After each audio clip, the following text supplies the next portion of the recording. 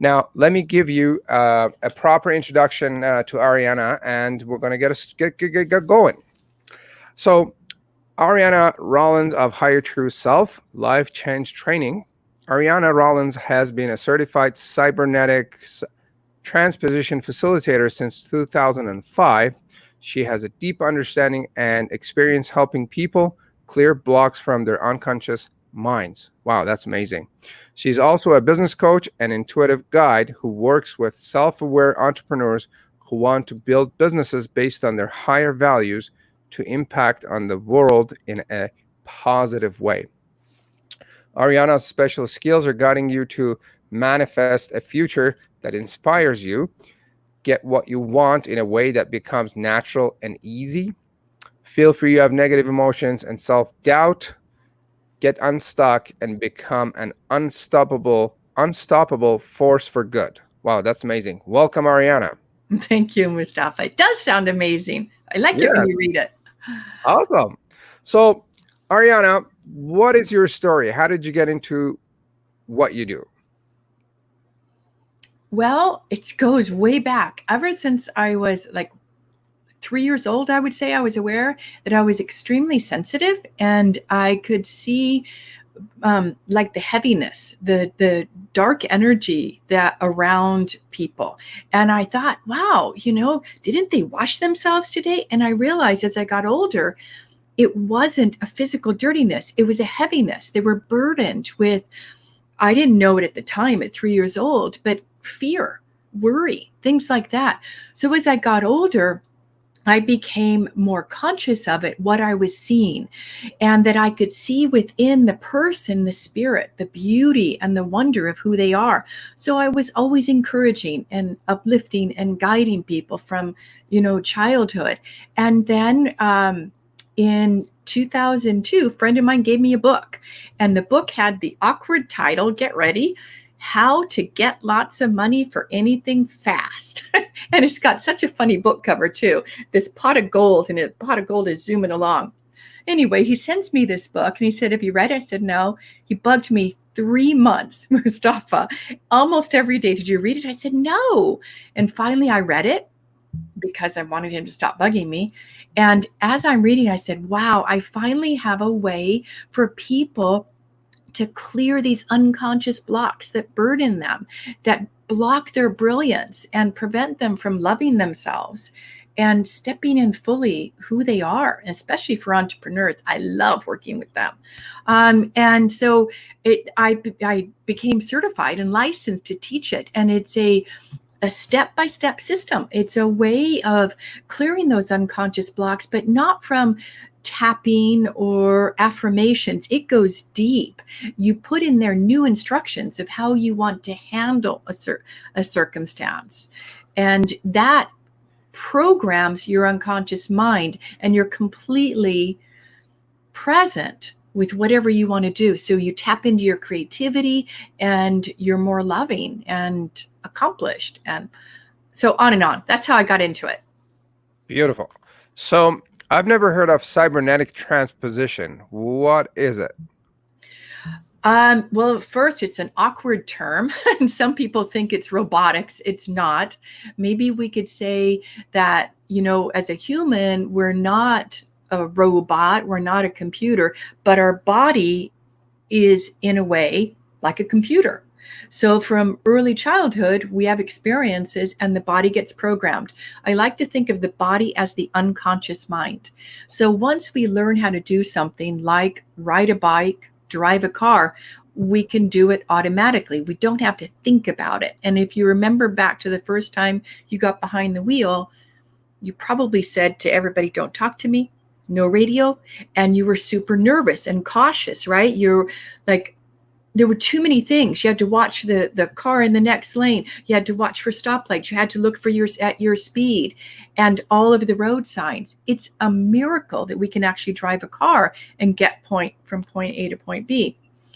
So what happens is we have programming in our body, our unconscious mind. Some of that programming is super helpful. Some of that programming's not. It's programming that says, I'm not good enough. A lot of entrepreneurs have that. Who am I to step out and speak about what I know? I'm not worthy of being paid. That's a big one. They'll do their services for free. So these programs that are running, they don't bug the person unless they're trying to make a big change in their life. Then I liken it like the programs wake up and say, nope, we're going to keep you back in that box. So cybernetic transposition is a way to readdress those programs. And the term is kind of actually interesting. Cybernetic means it's a Greek word, steersman. Okay, so it's to make sure you are the steersman of your life. And transposition means that if you've ever had a skill like Mustafa, I know you're a father of 2 boys, right? Yes. And that you have become skilled at parenting. So say for some reason you decide to choose a different path in your career. Well, you could draw on those skills of being a motivational father and a loving, nurturing father, and you can transpose them, literally put them into your work, for example, now, or if maybe you want to be a therapist. So when people become self-employed for the first time, a lot of times they don't realize all the skills they have access to. They don't realize the whole history of success from the moment they were born. And what we do with cybernetic transposition is we activate those successes and create, one could say, like an inner mastermind in a way that guides you to even more success. And then if there are any disappointments, failures along the way, you learn how to resolve those, heal those so they don't wake up and take you off track. Got it. Okay. Now, is there a connection between Psycho-Cybernetics, the book, and what you do? Ooh, good question, Mustafa. Well, I didn't know about Psycho-Cybernetics before I learned cybernetic transposition, but then I found it on the internet and I just consumed Maxwell Maltz's books. Yeah. He has such an open-hearted, loving nature, and he sees it. And he knew that from his experience as a surgeon, a plastic surgeon, he knew that there was something beyond, just fixing a person's nose or removing a scar, because some people, it transformed their lives and some people it didn't, because there was something deeper within, which is what drove him to figure out and develop Psycho-Cybernetics. Here's the thing with Psycho-Cybernetics is it paints the picture. It has some beautiful and deep explanation about what's going on. But what cybernetic transposition does, it goes into the step-by-step detail, how to access your unconscious mind, where all the programming is, and how to reprogram it. Because that's the thing with Psycho-Cybernetics and some other wonderful programs, is that they can articulate the problem and they can articulate how we as humans should be operating, but there's a gap. And sometimes their processes can work if it's a superficial blocker pattern, but if it's a deep blocker pattern, they won't. And then people think, oh gosh, there's something wrong with me. No, there's nothing wrong with you. It's just the system didn't go deep enough. And that's where cybernetic transposition is really, really powerful, because once the person has that communication to their unconscious and they have access to their higher true self, they can make any change imaginable, which means they can be successful at whatever they want to do. Interesting. So Psycho-Cybernetics, I actually have it on my bookshelf here. Me too. There are 2 books that when I read the book, I was high on the information. Like I was walking around the house and I was going, oh, this is amazing. What am I going to do with this information? And Psycho-Cybernetics was one of these books. The other one was Working with the Law, that I was high on. And that was an amazing experience for me to just read the book and get an understanding of how our inner game, for lack of a better term, is, and how big it is and how important it is and how much effect it has on us and our self-image and the rest of it. Yeah, if you think Now, about it, Mustafa, the person who developed cybernetic transposition, Stuart Lichtman, he has said that when we're attempting to make a change or do something, 5% of the doing is our conscious mind, 95% of it is our unconscious. So when people are trying to push or force themselves, they're literally trying to use willpower and discipline. And that gets people so far. Some people are amazing using that, but some people are more sensitive and they can't force themselves. And so the easy path is to gain mastery over the unconscious, which is the body. amazing. Oh yeah, love it. Like I said, I was high on information. Now, how does it relate? How does this relate to business owners and entrepreneurs? How does it help them? Well, what I noticed is, especially now, Mustafa, with all the changes we're going through in the economy and many people not able to go out to work and they're having to discover a way to make a living at home, is that these people have a history. Maybe they were a teacher, maybe they were a psychotherapist, maybe they were a shopkeeper, and now they want to change.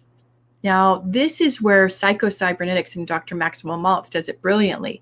And he talks about a success identity. So, how this work helps business owners is they need to build a new identity. Who they were in the past has some skills, and part of it is they're bringing to bring it forward. But if they were being paid by a company and they Mhm. didn't have to promote themselves, they didn't have to present their work, they have to learn how to do that. And that means building an identity as a successful entrepreneur. And that's just ground zero. And then once they have that identity, they're able to see themselves successful. They transpose all those successes from the past and bring them active in the present moment. That's one way. Another way is that setting intentions or objectives. I don't usually use the term goal because it's not a goal. It's all about you becoming that person who already would have that, $100,000 business or that loving relationship or well-behaved children. You become that person and then you have the results. So it's not about setting goals, it's about setting objectives, which means how do you want to think, feel, and act? What's your inner experience when you accomplish your objective? So that's very meaningful for entrepreneurs because we take their creative imagination, that there's like imaginary worlds within, and they create a deeply meaningful, what we call end point success image. They know what they want to experience in their work. They know who they want to be working with. They know what the work is going to look and feel like. And we anchor that vision in their unconscious mind, their body. So now the body says, oh, that's what we're doing today. Okay, we're not getting in the car and driving to the office. We're doing something else. Without that communication, it makes it much harder to make that shift. Absolutely. Um, what are some of the myths around goal setting, and why is it important? Oh yeah, I already started talking about that one. Is that if you think about, a football game, for example, and all the people are in the bleachers, and you've got the players on the field, and there's this, the goal lines, right? And you kick it across, and that's it. It's done. It's just like an action. You take certain actions to get there, and it's complete. With this kind of transformational work, it's more the journey getting there. So if someone is waking up every morning and they just have to kick themselves to sit at the desk and do their work, there's something blocking them. And it doesn't mean that they shouldn't be doing their work. It means there are patterns and habits in the way. So the difference between goals and objectives is that the objective is taking the whole journey into account. It's not just the end point of hitting that kicking that ball across the goal lines. It's who am I being along the way? How am I feeling along the way? What is the quality of my life? What's my journey like? So it's more about intentions, leaning in, and objectives than goals. We're not complete. I mean, we're not complete as a human until we take our last breath. It's all a process of evolving and growing, refining. Absolutely. You know, when you say that, that reminds me of a saying from my old mentor, Jim Rohn. Mm.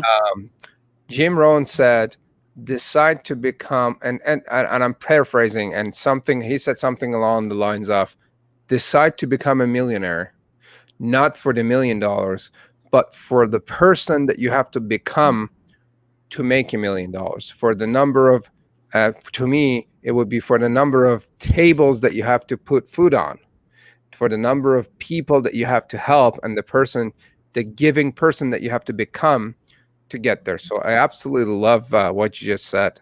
Oh, I love what you just said. Jim Rohn's one of my heroes too. Amazing. Love I him. think he was the one who was a construction worker in his early years. And he said one of his success skills was he'd eat his sandwich, at lunch, and he'd eat the crust first, which means for entrepreneurs, do the challenging stuff first in the beginning part of your day when you've got the most energy and optimism, and then do the easy parts, later on. I just love that one, eat the crust first. That reminds me of Eat That Frog First. Have you read that book? No. Okay, I think that's from Brian Tracy. The book is called Eat That Frog. And then he says, if you have 2 frogs to eat in the morning, eat the fat, ugly one first. And then once you do that, everything else, I mean, the nicer frog becomes easier to eat. And then once you eat a frog in the morning, the rest of your day is easy peasy. So, right? And then you have the confidence that you're coming from a success. You've got that win. And so everything else is, I can do it. Yeah. Eat the ugly frog first. That's cute. Yeah, it's a book. I love it. I have it somewhere here. Anyway, so what is your definition of a successful entrepreneur? That they love what they're doing and they love the journey. I've had at teaching this for over 15 years now, I've had people come to me and they've hated their work and they want to become self-employed. And I said, okay, the first piece is you have to love where you are right now. It is not ideal it's like they're trying to move away from their job and kick their job to the curb. That's a part of who they are. So it's to be present and find the things they love and what they're doing. And then they can leave that off a high, because the idea of setting negative targets, for example, like I want to quit my job, is not inspiring to the unconscious mind. So loving where they are enables them to come from that place of mastery and success, and then they move into being an accomplished entrepreneur. I mean, Mustafa, that people who've been successful at, I don't know, maybe they've been world-class wrestlers, or they've a skier, right? You've accomplished mastery. You said that at skiing. And those are accomplishments. When anybody comes to me and wants to work with me privately, Mustafa, I need to know they have accomplished something very meaningful. And that's not from judgment. It's from that I can then help them launch off that. If someone has a life experience where they deviate, and we'll talk about distractions in a moment, right when they're about to break through, and then they start something else and they deviate right before they're about to break through, it's harder for me to help them develop that new identity, because they're coming from all these false starts or what they see as failures and disappointments. So just have one success, one big win, and I can build on that for people. All right, so let's get into distractions. What are they? Why do we get them first? Let's go over that. The thing with distractions, is that sometimes distractions are actually a message from your unconscious mind. And it's trying to direct you away from a project or an intention that you're trying to push through to completion. Sometimes a distraction is like that thing where you're about to break through, you're about to be successful, and you deviate, you go sideways, and you start another project. So you've got all these creative projects, brought to this point, but none of them are being offered for sale. If you're an entrepreneur on the internet, the book isn't finished. The program is never offered for sale. And you go to, this next idea and this next idea. You can think of distractions as the bright, shiny object syndrome. Some people have that. They're lifelong learners. Mustafa, you are, I am. But one of the things that sets us apart is that we apply what we're learning for the most part. Some people would enroll in a program and not turn up, or they buy this book and it sits on their bookshelf. They don't read it. They don't digest it. And so all of this information is like rattling around in here, and it has no place to go. And they stay in perpetual learning mode. And that's the thing, is that I got sidetracked. What was the question? Distraction. That was funny. is to learn how to apply what you've already learned, because it's more often than not, you don't need another business program like how to do, I don't know, copywriting. Or if you've already done that in the past, you've got that training within you, and we can activate that. So these dragons of distraction are most often than not taking the person out of what is most meaningful for them to accomplish. And instead of being able to celebrate that success, they're constantly in starting mode and trying this or trying that. And we all have dragons of distraction. Another I guess useful dragon is when we are trying to force something through. And there's a good story, and I'm trying to remember, is it Archimedes? I think it is, from our school days. I learned this about Archimedes. So Archimedes was approached by the king, and the king had wanted to make sure his new jewelers that he hired were using all of the gold, the silver and the gold, for his new crown they were going to be assembling. And he came to Archimedes and he said, is there a way for you to tell, that I'm not being ripped off, that they have actually used the materials I've given them and not just stashed them and built it with something inferior? So Archimedes was pushing, trying to figure it out. And this is a success strategy, everybody. This one's really important. So he said, I'm going to go take a bath. Odd, right? Because he's trying to figure this out. He's got to deliver to the king. He went and took a bath. He poured, he filled the bathtub up. And as he's leaning back and he's putting his body in the bath, he's noticing the water rise. He said, oh, gold has a different kind of weight. Not that I'm a chemist, I can't explain it, but I can see the displacement of the water, how much it should displace if it's actual gold, because gold is heavy for its size or weight.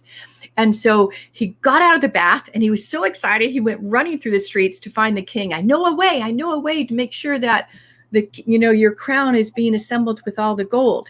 So sometimes we may think we're distracted because we're going to go take a bath, or we're going to go meditate, or we're going to walk the dog. And it's your unconscious trying to say, you need to get away from the point of contact. Relax. Let me deliver some messages. Now, with that said, most of the time, people don't know that's what's happening.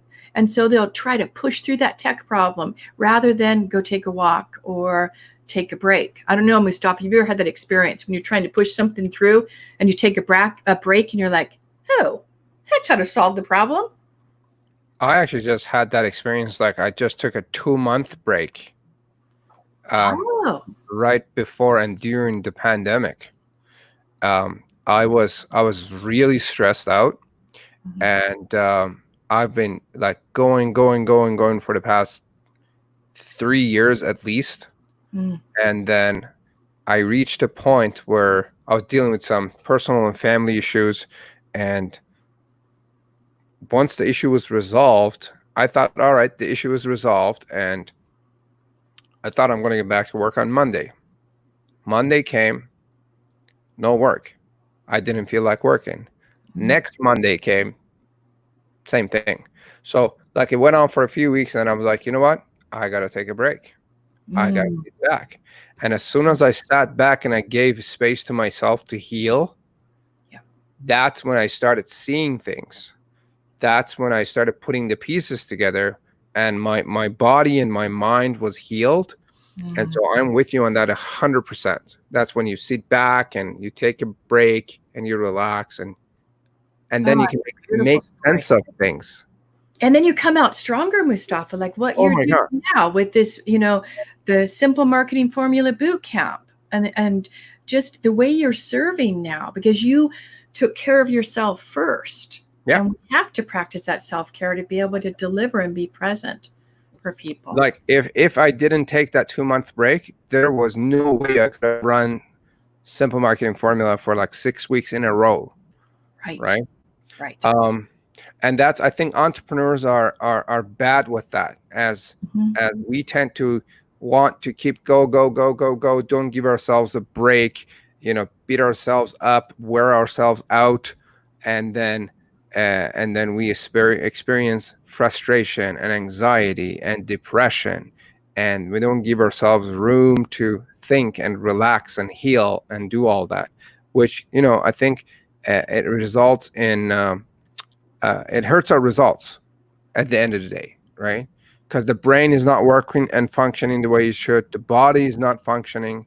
And so, at the end of the day, it's going to hurt the results. It's So, true. And Mustafa, let me just say one more thing with what you said, is that I believe since we had this time of uncertainty and we're not knowing what's happening, we were all caused to stop. And what I'm noticing is people's sensitivity went up when they didn't have to go force themselves to get in the car and battle their rush hour traffic. They didn't have to navigate the office politics. They're able to work from home. Their sensitivity, which humans are meant to be sensitive, has gone up. So I believe now, as we start to go back out into the workplace, and businesses open, that we're taking that sensitivity, that new spiritual skill, and we're going to be having a greater level of discernment. So if somebody's putting a program out there and that person was really stressed in producing it, I think that the savvy purchaser is going to feel that. And so it's who we are being as we create something is going to be as important as what we are putting out there. oh yeah. So what are some real life step-by-step quick suggestions as to how to handle distractions, so that people that are hearing, that are watching, could be like, you know what, I'm going to try that today or right now? Okay, I'm going to grab something. I need a prop here. Okay. Okay, this is one of my favorite things, especially if you're living with other people. You got children, family, headphones. Okay. These are, I don't know, Audio Technica, and you can get them for like $40 or $50. You Okay. plug it into your computer. You put some music, YouTube streaming music that has no words. You are calming the unconscious mind, the body, with the streaming music, and it can allow you to focus on a task that you may be intimidated by. That's one. Another one is to find a friend or a fellow business owner who would like to be like a study buddy, to do what I call focus time together. So you turn up on Zoom and you have a little chit chat, just like if you're working in an office, and then you ask each other, do you know what you're going to work on during our focus time together? And if not, do you want some support? And then for the next hour or two, sometimes you focus on that task at hand. You leave the Zoom window open so you see your friend there. You mute your line, both of you. And then if you need a little bit of support, like, hey, would you just tell me what you think this headline? Then, you can ask. But what happens is that we're able to borrow the energy of co-creation, like working in an office and not a solopreneur on your own at home. And you're able to get that support. And I've been able to move through things and accomplish nitty-gritty detail paperwork, which is not my strong suit, with my friend on the other end of the Zoom. And so that's another focusing strategy. is to get a focus buddy and say, hey, we're going to do this once a week, twice a week, 3 times a week.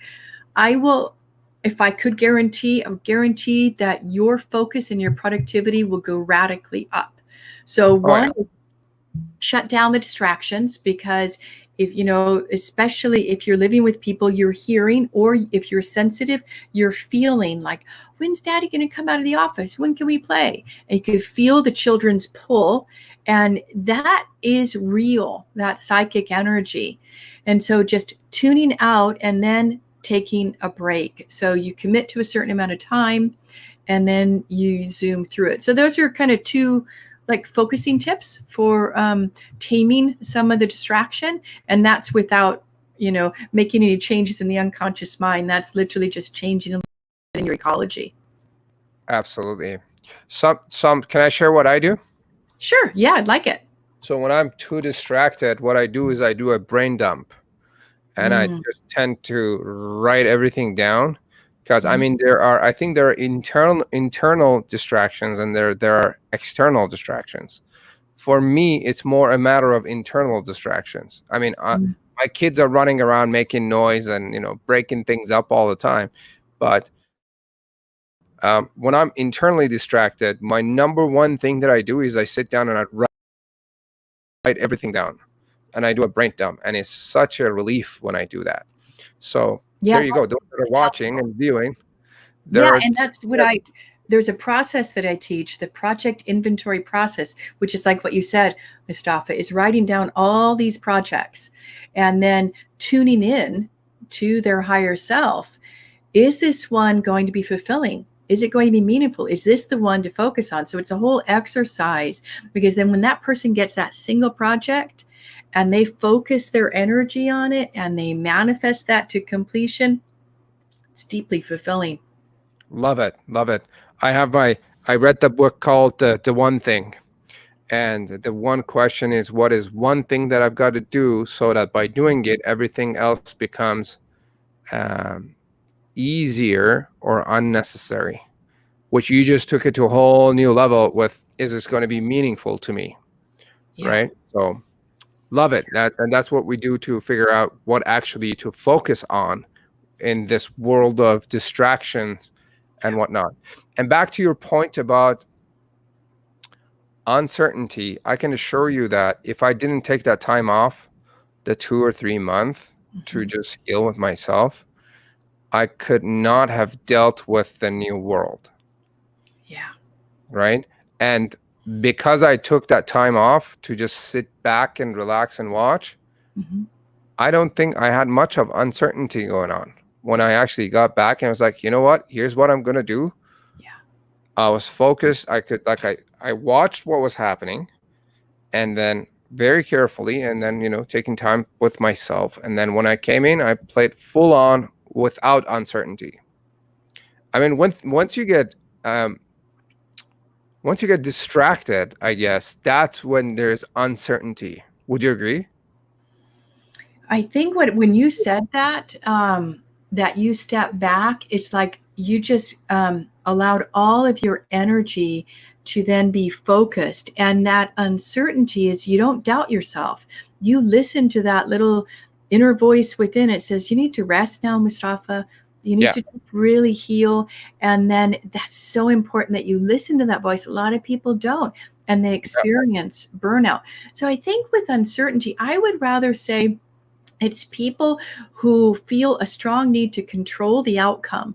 So that's another thing with goals, is that, you know, it's got to look just like that, and they're not happy with it. And so they massage, manipulate, and they try to control things to get that outcome. And people who this is from someone who is a recovering control freak. I mean, extremely so. I was very difficult to live with. Now I'm just still a little bit. I don't know if you ever let it go. But anyway, it's like handing over and releasing and letting go and allowing life to unfold and trusting. So I think uncertainty and control, the people who need to be in control, they're looking at the stock market and they're so fearful because maybe their stocks dropped. Maybe they've gone up now. I don't know. But I know that people were in that, and they were in such fear and uncertainty, they couldn't control the outcome. And so the anxiety went through the roof. And completely contrast to you, Mustafa, where you took this retreat, this spiritual and family retreat. That's just an awesome way to have used this time. Now, with that said, if other people didn't do it and you're listening to this live stream, you can do it now. If you've got even a week to shut out the outside influences and that doing pressured force in yourself and say, I'm going to reboot. I'm going to do a reboot. I'm going to unplug and recharge and come out stronger from this. Absolutely. Absolutely. So you have a webinar coming up, as I understand. Yep. And it's about Tame the Dragons of Distraction. And it's especially for people who tend to be hard on themselves. They beat themselves up for not being more productive. And the creative people who are constantly starting new projects, and they don't really know which one's going to be the most meaningful and sensitive. They feel like fear and worry, and maybe it's not even theirs. Maybe they're picking it up from other people. So yeah, we're doing that. It's a 1 hour more or less training, and it's on May 29th at 11 a.m. Central Time. You're going to get some really wonderful things that I don't think you've heard about, because I don't know anybody else teaching this right now other than the person who wrote Cybernetic Transposition. He's the only one out there. Is you'll learn how to recognize your dragons of distraction, and awareness is a cure. And then the unconscious benefits of distraction. I talked a little bit about this because sometimes it's wise to step back, like Mustafa said. And then the 4 steps to tame your dragons of distraction and unlocking the power of focus, which means that it's not focusing like we've thought of before. It's focusing attention, your objective, and then handing over, letting your unconscious mind get it done for you. And which means you are doing your work from this peaceful, present, playful place, which is awesome. And it's fun to work. Absolutely. And then, so I put the link to her webinar that is coming up. For those that are watching and viewing, I would highly recommend you check this out. I don't just bring random people on the show. You know, I do vet my people. So I think you can trust that Aryana is going to help you with reducing, getting some focus in your business and for yourself, and create a better self, for your business, for your family, for those friends and family around you, so that you can serve them, so you can serve yourself. And the link is there. You can go register. And this is happening. What date is it happening on? May 29th, 11 a.m. Central, 12 p.m. Eastern. So May 29th is a Friday? Yep. That's next Friday. Next Friday, correct. So that would be, you said 11 a.m. Central Time? Mm-hmm. So that would be 10 a.m. Mountain Time? Right. And what would it be in Eastern and Pacific? 12 p.m. Eastern, Pacific is 9 a.m., and it's 5 p.m. British time. There you go. So if you're watching this anywhere in the world, you can join Aryana, and people on YouTube and Twitter and here and there could take advantage of this. And it's a free webinar, correct? Yeah, it's free, and I invite people to turn up live. I'm going to be doing a drawing. 5 people will get a Get It Done strategy session with me. 30 minutes to focus and figure out what is the most meaningful project or task. So turn up live on the webinar. It's going to be really good. That is an amazing offer. That's a generous offer. So, gang, get on her webinar, see her work, see how she can, what she can do to help you. And if you show up live, you get to win one of her 5 giveaways, which is a 30-minute a consultation on what was that again, Aryana? It's a Get It Done strategy session, because I'm really the Get It Done gal. I like to see people accomplishing what's important to them. Okay, so then I guess people could just find out more about you and your programs on that page. There must be a link to your website there as well. No, there's not. It's just for the opt-in. So I just invite people to opt in for it, and then you'll get information. You'll get an email back, and you can do some more research, like to figure out what I'm about. And if you resonate with me, because it's when you pick a teacher, you are in relationship with that person. So there are qualities and ways of being that you can become like it yourself, if that's the word. There's a strategy that Tony Robbins adopted way back when he was learning martial arts. He was working with his teacher, and he said he used to use what's the term is mum. He would mum the martial artist teacher on, and he would just study everything, their facial expression, their emotions, their body, and he learned how his martial arts much faster than anybody else. So that's a success strategy. So pick the teachers and even the books you read with people who have similar values that you can resonate with them, because it will help you be more successful, and you get that side benefit of adopting some of their success strategies.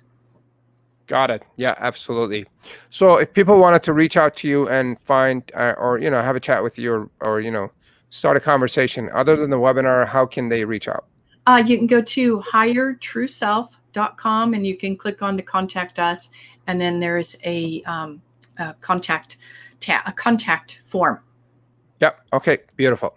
Well, Aryana, thank you for joining us. I feel like we can go on and on and on about this topics, because this is actually one of my favorite topics to talk about, focus and the mind. I mean, anything that is related to the mind and your thinking, you have me at hello, and we could just talk about it for the entire day. That's why we were drawn together, Mustafa, because we could feel that. All right. It was wonderful. Thank you for your time. Thank you for joining us, and thanks for sharing. I really appreciate it. And I look forward to seeing you on your webinar and see what else we could do. Yep. Wonderful. So for those of you that are watching, thank you for joining us. I hope you enjoyed the interview and the conversation with Aryana. If you see value and you want to reduce your distractions, do join her. Click on her link and join her on the webinar that is coming up on next Friday, May 29th. And get a hold of her. She really knows her stuff. She's been at it for a while. And just to let you know, we also have Simple Marketing Formula Bootcamp coming up starting on Monday, May 25th. We go on for 6 days. This is our signature bootcamp where we spend 6 days to create our one-page strategic marketing plan, and you walk out on Saturday with your one-page marketing plan completed. If you wanted to learn more, I'm going to include the link of that in the show notes as well. If you're watching and you found value in this episode and what we talked about, please like it. If you have any questions, please leave a comment on the show, and me or Aryana will get back to you on YouTube, on Twitter, and on Facebook. And if you know someone that this could benefit, they could benefit from this conversation and maybe Aryana's upcoming webinar, tag them in a comment below. What else could I tell you? If you are on YouTube, please subscribe, like, and follow, as we have some more amazing shows and conversations coming up sometime soon. Have yourself a great day, and we'll see you on our next episode. My name is Mustafa Hosseini, and see you later. Bye-bye.